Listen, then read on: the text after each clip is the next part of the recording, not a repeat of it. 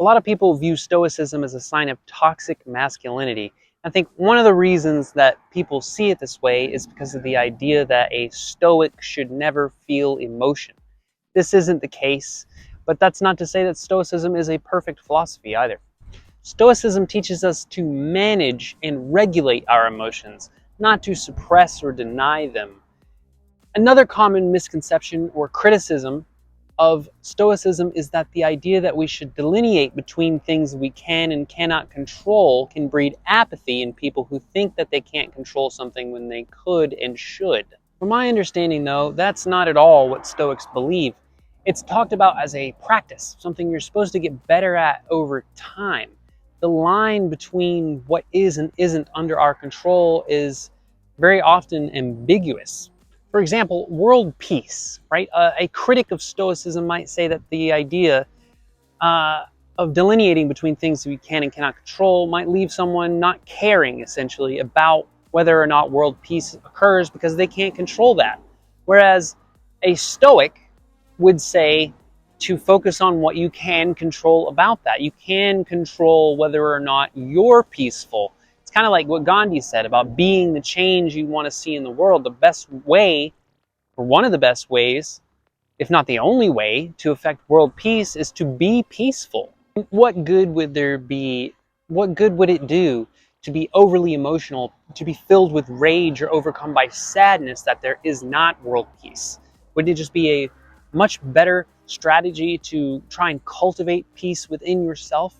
There is definitely, I think, something to be said about the idea that you are not in the world is in you.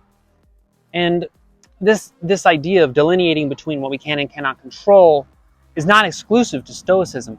Have you ever heard of the story of the Chinese farmer? I made a little video and it goes like this. Once upon a time, there was a Chinese farmer whose horse ran away.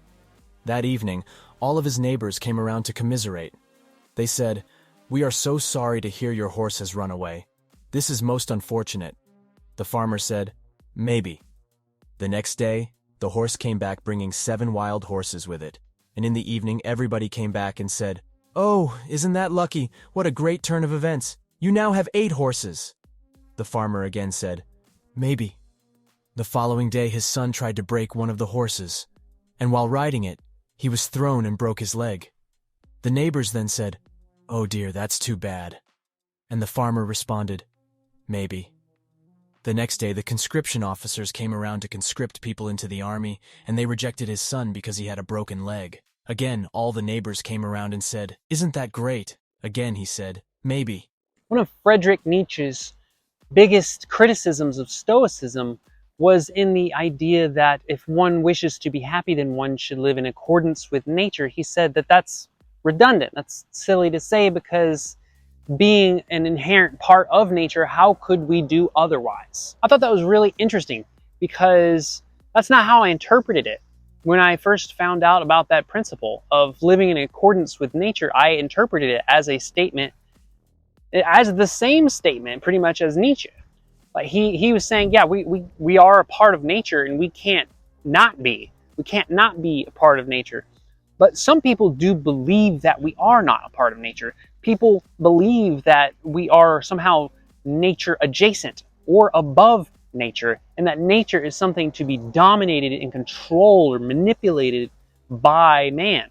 So yeah, basically, if Stoicism teaches that we are not nature, then I disagree with that aspect of Stoicism. But I don't think it does. I think it teaches us that we are a part of nature and that we should behave as such and not believe that we are separate from nature. Another fairly common criticism of Stoicism, I think, is actually just another misconception about Stoicism, in that, the misconception being that Stoicism teaches its practitioners to devalue everything in order to detach from it, right? It's kind of like the idea of memento mori, or remember death, the practice of reminding ourselves that everything is impermanent so that we're better prepared for the eventuality of those impermanences coming to fruition.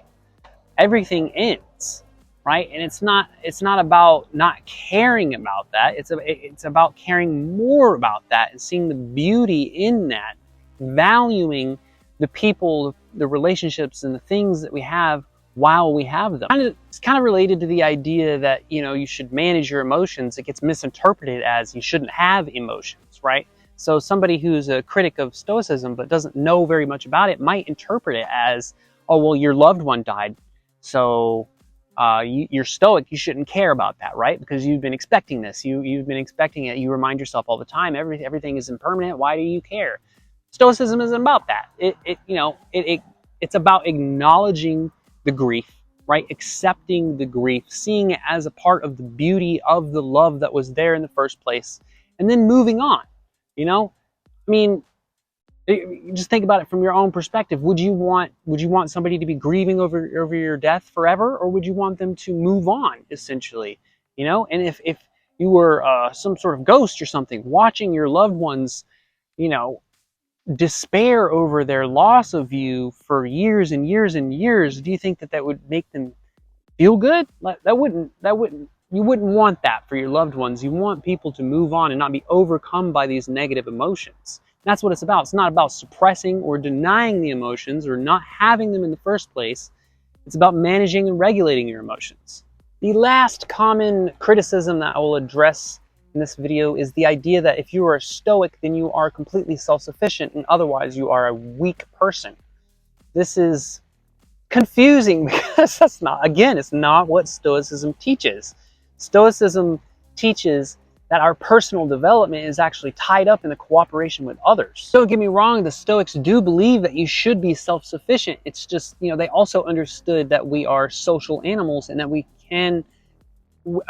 cannot not depend on each other in many areas of life. We have to. We live in a society. We do all depend on one another. But an example that I can think of is, you know, somebody who is on unemployment, right? Somebody who's taking advantage of unemployment benefits when they could and should get a job. Again, it's confusing because one of the most famous Stoics in history, Marcus Aurelius, literally said that we were born to work together, like feet, hands, and eyes, like the two rows of teeth, upper and lower. It is unnatural to obstruct each other and to feel anger at someone and turn your back on him. These are unnatural. The short answer to the thumbnail is yes, of course. Show me a philosophy that isn't flawed. There's no perfect philosophy. One example I can think of is Marcus Aurelius, right? He was quoted as priding himself in not sleeping with his slaves. He had slaves, you know? Everybody had slaves at the time. That was just an unquestionable fact of life in those times. It's just a little funny that Stoicism is all about virtue and justice, and yet they didn't see the injustice and inhumanity in owning another human being. Even the famous Stoic Epictetus, who was a slave, his name meant acquired one, never came to the conclusion that it was unvirtuous to own slaves, right? So that's one thing, you know. What do you think of Stoicism? Please let me know down in the comments. I believe I've made my position pretty clear. I believe that it is an overall net positive on the world. I think the amount of time that it's existed and its relevance today in the modern world is a testament to that. I've been ending all of my videos with a reminder. I've already mentioned it. Memento mori, or remember death. The Stoic practice of reminding ourselves of the impermanence of things. We're going to die one day, so we should live lives that we can look back on proudly as that time approaches. Please like and subscribe if you enjoyed this content. And we're at 100 subscribers officially. So big thank you to all of my new subscribers. And as a reminder to some and an announcement to others, 50 more subscribers, and I will be buying an ice tub and getting in there for the very first time, taking the plunge. And if you want to see that, go ahead and sub through the tub. Alrighty, I hope you have a great rest of your day and or night and an epic freaking life. All right, bye-bye.